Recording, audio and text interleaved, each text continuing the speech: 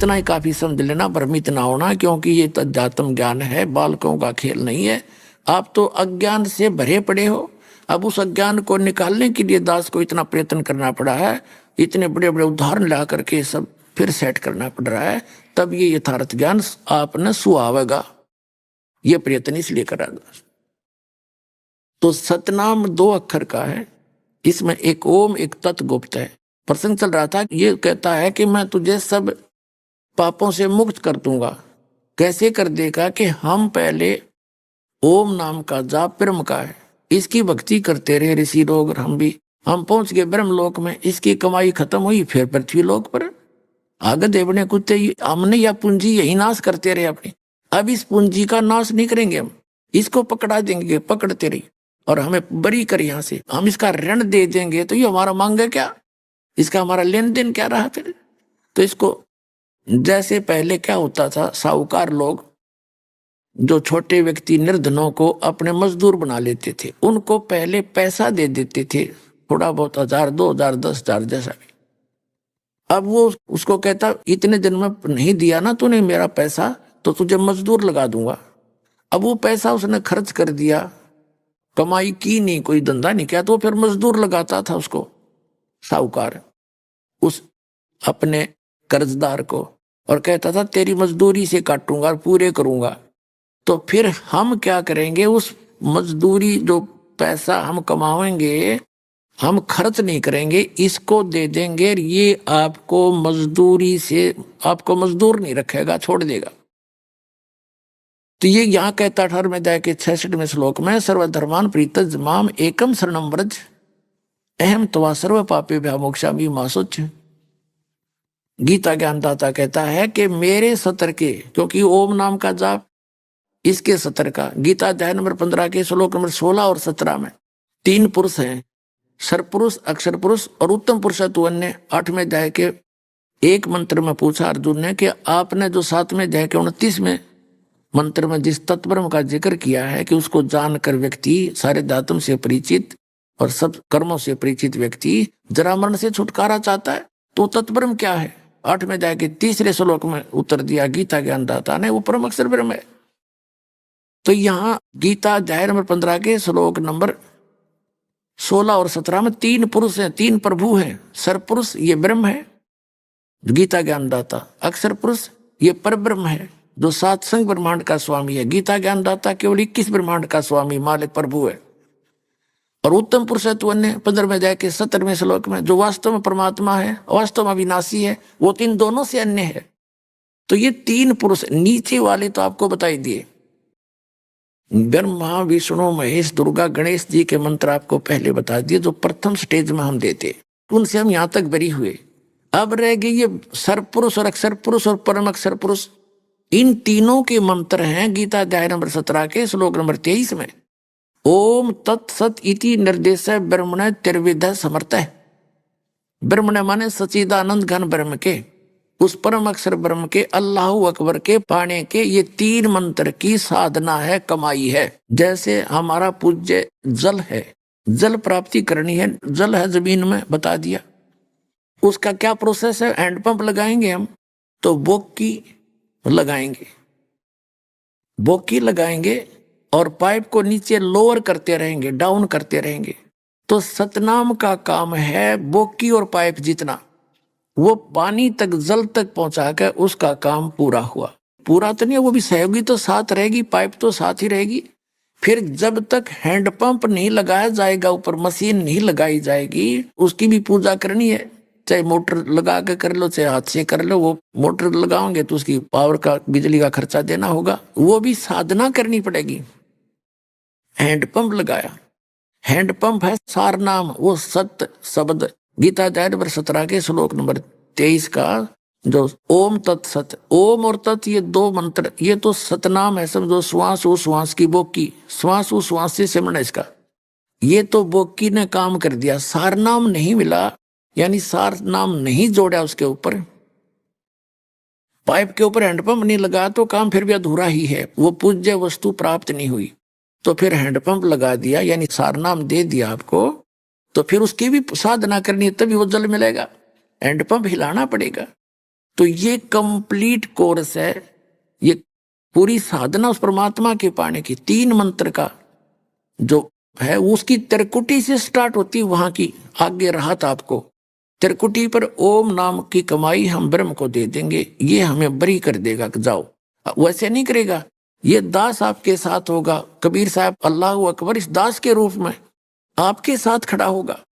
और पुण्यात्माओं, परमात्मा ने हमें गाइडलाइन दी है, जैसे युद्ध से पहले सैनिकों को सारे दाव पेच सिखाए जाते हैं, तो आप जी को यहाँ जो दाव पेच सिखाए जाते हैं, उस अंतिम आखिरत के समय पर जो आपने क्रियाएं करनी है कि गुरु मानुष कर जानते ते नर कहिए अंध, वह दुखी संसार में फिर अग काल के फंद।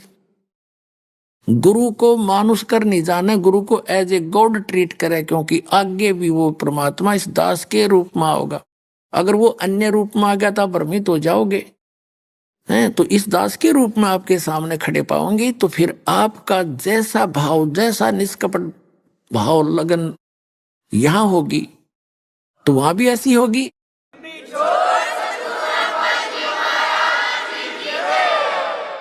और एक गुरु जी भगवान नहीं होते, फिर भी आपने भगवान मानना पड़ेंगे। जैसे एक मैथमेटिक्स का एक ऋण का प्रश्न आता है, उसमें मानना पड़ता है, मान ले मूलधन 100 रुपए, वो 100 रुपए मूलधन नहीं होता। मूलधन तो करोड़ों में अरबों में होता है, लेकिन वो करोड़ों और अरबों वाला मूलधन आपको तभी मिलेगा जब आप 100 रुपये मूलधन मान के उस प्रश्न को हल करोगे, अन्यथा मिले नहीं। तो इस दास को, रामपाल दास को आप जी एज ए नो समझ लो, यो गॉड नहीं है, लेकिन 100 रुपये मान के इसको गॉड मान के चलोगे तभी आपकी समस्या हल होगी, अन्यथा हो ही नहीं सकती। वो अरबों खरबों वाला मूलधन अर्थात वो परम अक्षर ब्रह्म आपको तभी मिल पाएगा। तो इसके लिए जब आप त्रिकुटी से आगे चलोगे, त्रिकुटी पे मिलेगा भगवान इस दास के रूप में। वह बहुत बड़ा मेला भरा होगा, बहुत बड़े नजारे होंगे, काल के दूत चारों तरफ, कोई नाच रहा है, कोई गा रहा है। आपने यहाँ से इसलिए साधा जाता है आपको कि इंद्र दा राज काग दा बेष्टा ना भोगा इंद्राणी नु। इंद्र का राज भी, स्वर्ग का देवताओं का राज भी काग की बीट समझ लेना हमने कतई नहीं चाहिए, तब आप वहां दास कोगे। और कितनी सुंदर औरत हो, कहते इंद्र की पटरानी भी क्यों ना हो, हमारे लिए वो धिक्कार है। क्योंकि वहां जाकर जो आपको वस्तु मिलेगी, यहाँ की वो नकली वस्तु है, यहाँ नाशवान है, वो अविनाशी है। आपको सारी वहां पर आपका ऐसा ही परिवार होगा, ऐसे आपके विवाह होंगे और सारा कुछ वहां ठाठ से रहोगे। फिर दूसरा मंत्र है सतनाम का, ये अक्षर पुरुष के लोग जो 7 सिंह ब्रह्मांड का क्षेत्र है उसको पार कराएगा, उसकी कमाई उसको किराया देंगे, उसका टैक्स है इतना लंबा चौड़ा, तब वो जाने देगा, नहीं तो नहीं जाने देगा। फिर जो तीसरा मंत्र सार नाम है, उसकी कमाई आपको सतलोक में प्रवेश कराएगी, इसलिए आपकी मुक्ति हो जाएगी। बोलो सतगुरुदेव।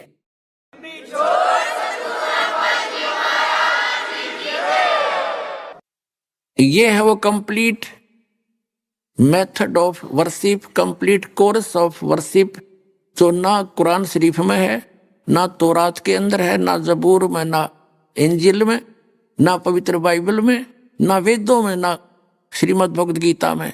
वो सूक्ष्म वेद में पूर्ण परमात्मा द्वारा दिए गए ज्ञान में है, वो इस दास के पास उपलब्ध है। पूरा विश्व आओ, अपना कल्याण करवाओ। बोलो सतगुरुदेव।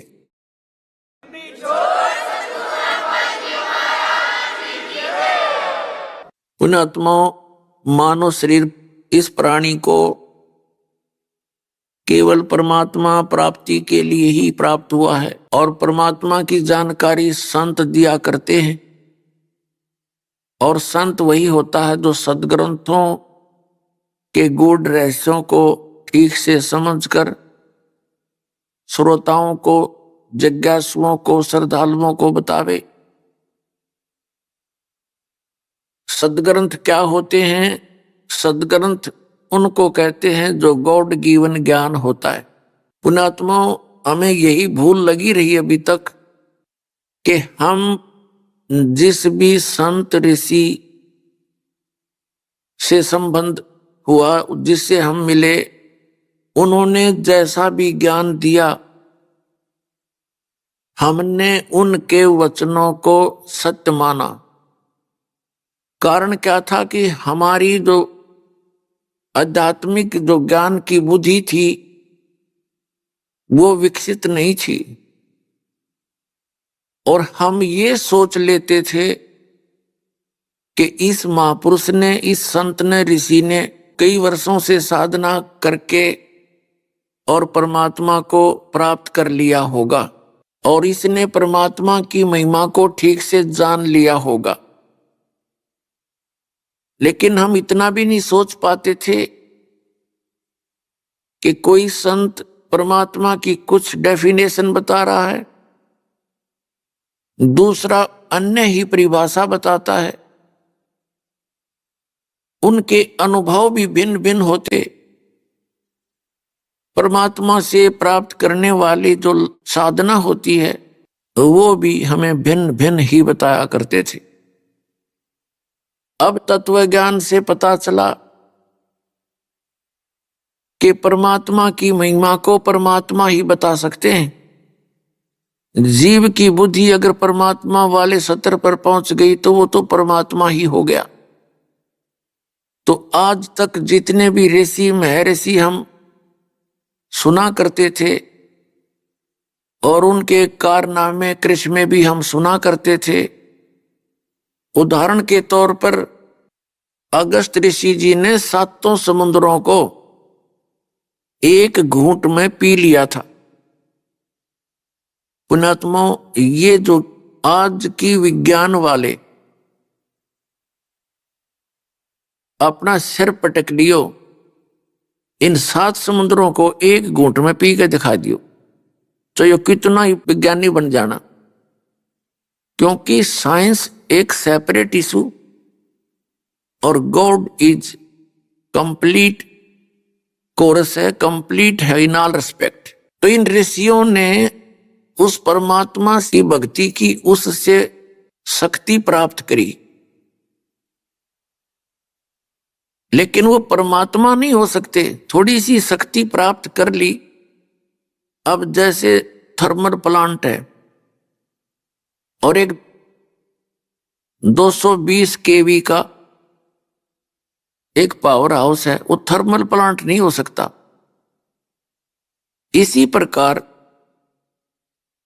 जैसे किसी ने अपनी बैटरी चार्ज कर ली और उस इन्वर्टर से वो जगह जगह जाकर उसके कारनामे दिखा रहा, कभी पंखा चला देता है, कभी ट्यूब जला देता है, वो तो बैटरी डिस्चार्ज कर रहा है अपनी चौड़ने के चक्कर में। तो ये ऋषि जो थे ये बैटरी चार्ज कर लेते भगवान से उसका कनेक्शन जोड़ के, और फिर आगे तमाशे दिखाया करते थे। ये जादूगरी थी, ये सिद्धियां जो है जादूगरी होती है। तो पुण्यात्माओं, अध्यात्म ज्ञान के अभाव से हम ऐसे चमत्कार दिखाने वाले ऋषि महर्षियों को हम परम संत मान बैठे थे। ऐसा करिश्मा कोई कर दे तो स्वाभाविक है उसके साथ जनता का लग जाना। और हम तो इसे भोले भाले हैं, ये अभिनेता और अभिनेत्री ये तो कोई जादूगरी भी ना जानते, चटक मटक झटक, पहले हम इनके पीछे हो लेते हैं, अकल हमारे में रहे ना रही। क्योंकि हम तत्व ज्ञानहीन हो गए और ये दूसरे मदारी थे। ये हीरो और हीरोइन ये भी एक मदारी समझ लो, अपनी रोजी रोटी के लिए 100 बकवास कर डालेंगे। ऐसे एक मदारी जाकर के कहीं डुगडुगी बजाता है, कोई सपेला सपेर अपने सर्प दिखा कर रोटी कमा रहा है। ऐसे ये ऋषि जी थे और इनको हम सुप्रीम पावर माना करते थे। तो परमात्मा कहते हैं मेरे साथ 2 भाई उस सत्य ज्ञान को देने के लिए, अपने द्वारा रची हुई सृष्टि को बताने के लिए स्वयं परमात्मा को ही यहां आना पड़ता है। क्योंकि अन्य सब जीव हैं, वो कुल एक पीव है, वो एक ही मालिक है, वो एक ही सबका पिता है। उसमें सर्व गुण है, माता और पिता और पति माने कुल मालिक स्वामी के। तो उसके अतिरिक्त जिन्होंने भी जैसा कोई अनुभव अपने सामर्थ्य अनुसार प्राप्त किया वो इनकम्प्लीट ही था, वो अधूरा था, और उस अधूरे को उसने पूर्ण मान रखा था। और फिर उनके अनुयायियों ने भी उसको कंप्लीट ही मान रखा था, अपने गुरु ऋषि पीर पैगंबर के उस संदेश को। और साथ साथ हम अपने सदग्रंथों को सच मानते थे। सदग्रंथ कौन कौन है? पवित्र चारों वेद, ऋग्वेद, यजुर्वेद, सामवेद, अथर्ववेद और श्रीमद् भगवत गीता, 18 पुराण, इन सभी को हम अपने सदग्रंथ मानते थे और सत्य मानते हैं।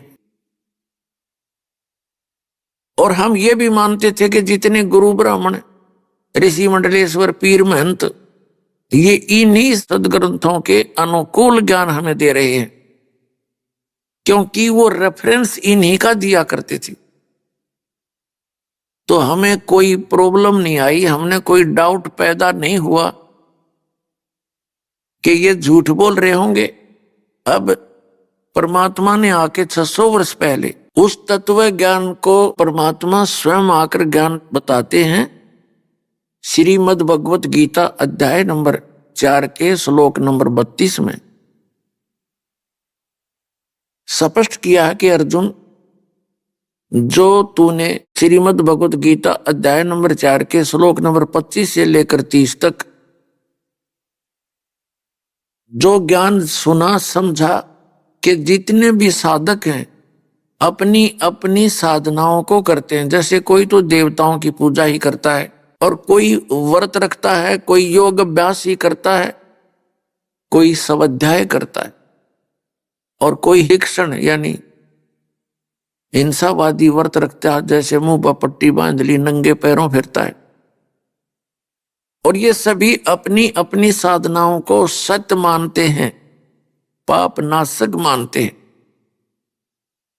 फिर चौथे अध्याय के 32वें श्लोक में कहा कि इन यज्ञों की जानकारी, यज्ञ माने धार्मिक अनुष्ठानों की जानकारी विस्तार के साथ ब्रह्मण मुखे, यहां इन गीता अनुवादकों ने ज्ञान नहीं था, अनर्थ कर डाले। एक मूल पाठ के अंदर ब्रह्मण मुखे शब्द है, इन्होंने ब्रह्मण मुखे का अर्थ कर दिया वेद की वाणी, वेद की वाणी। अरे ब्रह्म का अर्थ वेद करें, अकल मारी जा रही इनकी। ब्रह्म तो परमात्मा का बोधक है, ब्रह्म। और जैसे हम देव कहें, अल्लाह कह लो, गॉड कहो, ब्रह्म तो गॉड है। और उस ब्रह्म का जो विधान है वह वेद है। जैसे राजा है, राजा का संविधान अलग से है जिसमें कुछ नियम होते हैं, राजा अलग है जो उसको मेंटेन करवाता है, उसको लागू करता है। तो ब्रह्मण मुखे का अर्थ है सच्चिदानंद घन ब्रह्म की वाणी, जो उस परमात्मा ने स्वयं अपने मुख कमल से बोली है। अब पुण्यात्मा या मेर करी है दाता ने आपके ऊपर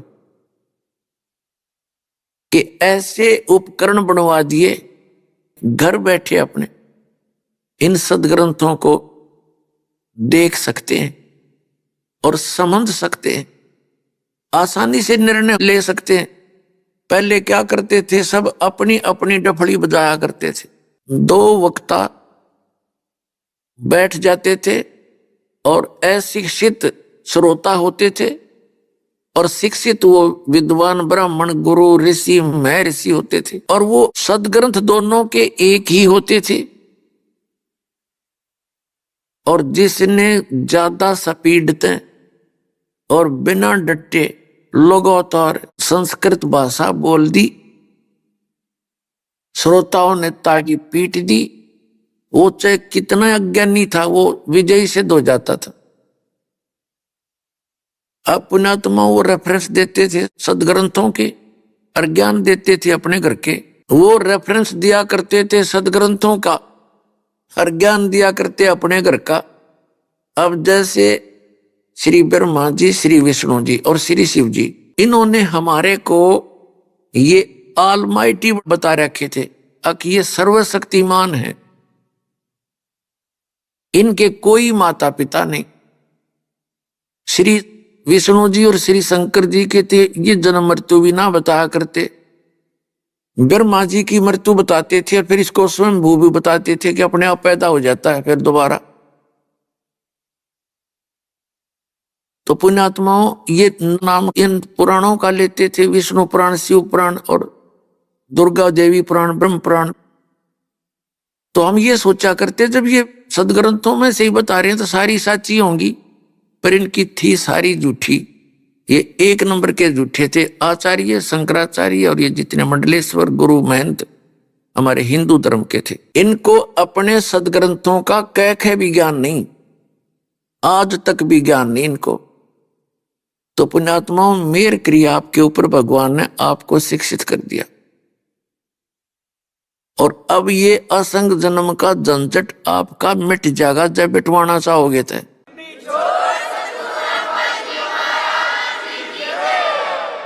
और जब गफलत करोगे और इतना सुअवसर प्राप्त करके भी, जैसे बच्चा स्कूल में प्रवेश पाता है विद्यालय में,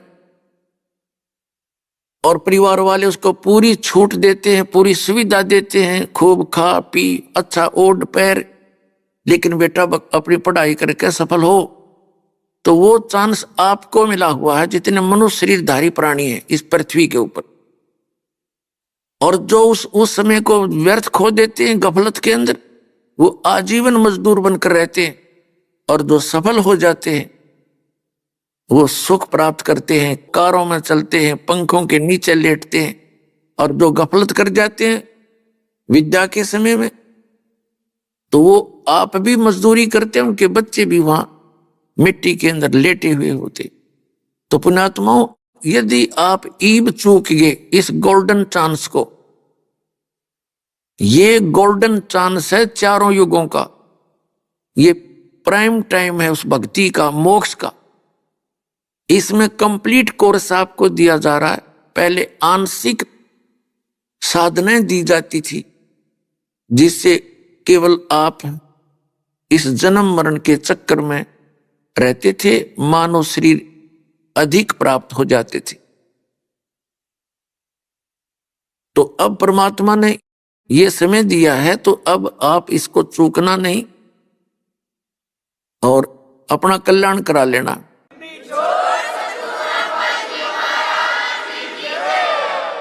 प्रसंग चल रहा है कि श्रीमद् भगवत गीता अध्याय नंबर 4 के श्लोक नंबर 32 में एक ब्रह्मण मुख्य शब्द है मूल पाठ में। तो इन अनुवादकर्ताओं ने इसका अड़ंगा कर रखा है, वेद की वाणी में लिख दिया। श्रीमद् भगवत गीता अध्याय नंबर 17 श्लोक नंबर 23 में यही ब्रह्मणे शब्द है। ब्रह्मणे ओम तत्सत इति निर्देश है, ब्रह्मणे तिर्विध समर्थ है, ब्राह्मणा तेन वेदा च यगा विहिता पुरा। पुण्यात्माओं आपने सनातन धर्म सुना, और सनातन धर्म के व्यक्ति श्री ब्रह्मा, श्री विष्णु, श्री शिव जी से ऊपर उनकी बुद्धि नहीं गई, और किसी ने ब्रह्म मानकर पूजा की तो भी लास्ट में उनके साथ कैसे धोखा हुआ। उन्होंने साधनाएं की, वेदों अनुसार ओम नाम का जाप शुरू किया, और ब्रह्मा जी को आकाशवाणी हुई थी जब इसका जन्म हुआ था, तब ये युवा हुआ था कि तप करो तप करो। वो तप करो का आदेश था इस ब्रह्म का, काल का, और ब्रह्मा जी ने सोचा ये भगवान का आदेश है, वो तप, तो उस आकाशवाणी से ग्रहण कर लिया। और यजुर्वेद के 40वें अध्याय के 15वें मंत्र से ओम मंत्र ले लिया। ओम मंत्र को उस पूर्ण परमात्मा का जानकर ऋषियों ने साधना की, और साथ में वो आकाशवाणी वाला हठ योग तप ले लिया। तो इन्होंने साधनाएं की, मेडिटेशन किए हठ योग से। तो इस काल भगवान ने प्रतिज्ञा कर रखी है कि मैं अपने वास्तविक रूप में कभी किसी को दर्शन नहीं दूंगा। श्रीमद् भगवद गीता अध्याय नंबर 7 के श्लोक नंबर 24 और 25 में इसने स्पष्ट किया कि अर्जुन, मैं अपनी योग माया से छुपा रहता हूं, मैं कभी किसी के समक्ष नहीं आता। ये मेरा अनुत्तम अव्यय यानी अटल घटिया नियम है। और ये मूर्ख लोग मुझ अव्यक्तिम व्यक्तिम आपनम मनन्ते अबुधे, ये बेबुद्धि के लोग मुझे कृष्ण मान रहे होंगे। मैं कृष्ण नहीं हूं, मैं तो छुपा रहता हूं। चौथे अध्याय के श्लोक नंबर 5 और 9 में कहता, अर्जुन तेरे मेरे बहुत जन्म हो चुके, मेरे जन्म और कर्म अलौकिक है। अलौकिक कर्म ये इस प्रकार है, श्री कृष्ण में बोल रहा है। और आज तक ये ऋषि महर्षि आचार्य शंकराचार्य हमारे धर्मगुरु, ये मंडलेश्वर ऋषि महंत, ये कख नहीं समझ सके। ये कृष्ण जी बोल रहा था। अर्जुन कहता है कि हे महानुभाव आप कौन हैं? श्री कृष्ण तो अर्जुन के साले थे, क्या रिश्तेदार को पहचानना भूल गया हो? वास्तव में वो इसी बूंदी शकल देखकर डर गया। सचमुच ये था कोई और बला है, कृष्ण नहीं है। तो कहने का भाव ये है पुण्यात्माओं कि ऋषियों ने हठ योग किए, मेडिटेशन किए और इसने प्रतिज्ञा कर रखी है मैं अपने, इसका ओरिजिनल रूप वो है जो गीता जी में 11वें अध्याय के 10 और 11 अध्याय में लिखा है। अर्जुन देख रहा है उसका, अर्जुन जैसा योद्धा भी कांप गया और घबरा गया, कति थर थर कांपे।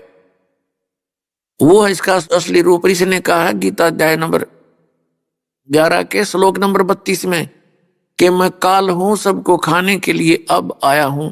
गीता अध्याय नंबर 11 के श्लोक 47-48 में इसने कंसेप्ट क्लियर कर दिया कि अर्जुन ये मेरा वास्तविक रूप है। इसको आज से पहले तेरे अतिरिक्त किसी ने नहीं देखा और आगे भी कोई नहीं देख सकता, ना वेदों वर्णित विधि से, ना तप से, ना जप से, ना किसी क्रियाओं से। इति सिद्धम के वेदों में वर्णित विधि तो वही है जो श्रीमद् भगवद गीता में वर्णित है, वही वेदों में है। तो परमात्मा प्राप्ति नहीं हो सकती। उसके लिए ऑप्शन छोड़ रखा है कि यदि तुमने उस परमात्मा की शरण में जाना, इसने तो कसम खा रखी मैं दिखूंगा नहीं किसी ने, मैं किसी के सामने आऊंगा ही नहीं, फाइनल है। और इसी कारण से हजरत मोहम्मद जी को इसी काल भगवान ने पर्दे के पीछे से सारे आदेश दे दिए। और वही ये गीता के अंदर श्री कृष्ण में प्रवेश करके ज्ञान दे रहा गीता का। तो इन्होंने जब साधनाएं की तो इस काल भगवान ने किसी को तो ब्रह्मा जी के रूप में दर्शन दे दिए। तो उस ऋषि ने ये सोच लिया कि ये ब्रह्मा जी जो हैं ये कंप्लीट गॉड हैं, ये छुपा रहे अपने आप को। हर ब्रह्मा जी को पता भी नहीं वो कौन आया था। ऐसे किसी को विष्णु जी के रूप में दर्शन दे दिए समाधि में, किसी को शंकर भगवान के रूप में दर्शन दे दिए समाधि में, किसी को दुर्गा के रूप में। तो जिस ऋषि ने समाधि दशा में विष्णु जी के रूप में दर्शन किए उसने इस सतोगुण विष्णु को कंप्लीट गॉड बता दिया, डंडोरा पीट दिया, अपनी गवाही दे दी। किसी ने ब्रह्मा जी के रूप में दर्शन हुए तो उसने ब्रह्मा जी को कंप्लीट गॉड बता दिया। जिसको शंकर जी के रूप में काल ने दर्शन दिए तो उन्होंने श्री शंकर भगवान को कंप्लीट गॉड बता दिया, अजन्मा अविनाशी सर्वशक्तिमान। और जिसको देवी के रूप में दर्शन दे गया उसने देवी की महिमा गानी शुरू करती। तो ये भूल भुलैया न्यों पड़ रही थी। कबीर साहब कहते हैं नौमन सूत उलझिया ऋषि रहे जखमार, और सतगुरु ऐसा सुलझा दे उलझे ना दूजी बार। अब ऐसा सुलझा देगा ये दास, इस कलयुग में नहीं उलझेगा युद्धात्म ज्ञान। भक्ति कोई करियो चाहे ना करियो।